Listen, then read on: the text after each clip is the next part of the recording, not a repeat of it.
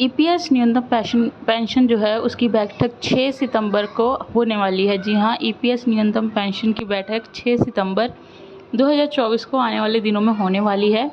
EPFO के board meeting में हो सकता है बड़ा फैसला। इसके बारे में हम आपको डिटेल में जानकारी लेकर आए हैं कि सरकार क्या चाहती है और पेंशनर्स क्या चाहते हैं और मीटिंग में क्या हो सकता है। इसके बारे में फुल डिटेल आपको इस वीडियो में मिलने वाली है, तो वीडियो को बिना स्किप किए अंत तक जरूर देखें। चैनल पर नए हैं तो चैनल को सब्सक्राइब करें, लाइक और शेयर करें और साथ में बेल आइकन की घंटी जरूर दबाएं ताकि आपको आने वाली वीडियोस की जानकारी तुरंत मिल सके।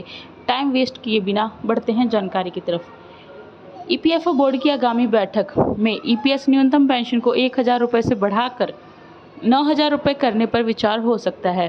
पेंशनर्स की इस लंबे समय से उठ रही मांग पर 6 सितंबर को बड़ा फैसला आ सकता है, लेकिन सरकारी फंड की कमी इसे चुनौतीपूर्ण बना सकती है। कर्मचारी पेंशन स्कीम के तहत मिलने वाली न्यूनतम पेंशन को लेकर एक महत्वपूर्ण फैसला जल्द ही लिया जा सकता है। ईपीएफओ बोर्ड की आगामी बैठक में जो 6 सितंबर को होने वाली है, न्यूनतम पेंशन को बढ़ाने के मुद्दे को एजेंडे में शामिल किया गया है। यह बैठक पेंशनर्स के लिए महत्वपूर्ण साबित हो सकती है क्योंकि लंबे समय से पेंशन में वृद्धि की मांग उठ रही है। वर्तमान में ईपीएस 95 के तहत पेंशनर्स को न्यूनतम 1000 रुपये प्रति माह पेंशन दी जाती है, जो उनके जीवन यापन के लिए अपर्याप्त है। पेंशनर्स और विभिन्न संगठनों द्वारा मांग की जा रही है कि इस राशि को बढ़ाकर कम से कम 9000 रुपये किया जाए।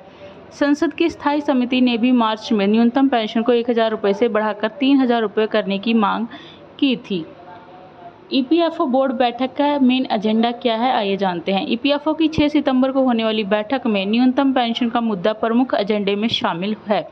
बोर्ड के सदस्य और भारतीय मजदूर संघ के जनरल सेक्रेटरी ब्रजेश उपाध्याय के अनुसार 5 राज्यों के हाई कोर्ट ने पेंशन को मौलिक अधिकार माना है। इसके बावजूद पेंशन की सीलिंग का मामला अभी भी सुप्रीम कोर्ट में विचाराधीन है। सरकार के सामने चुनौती क्या है?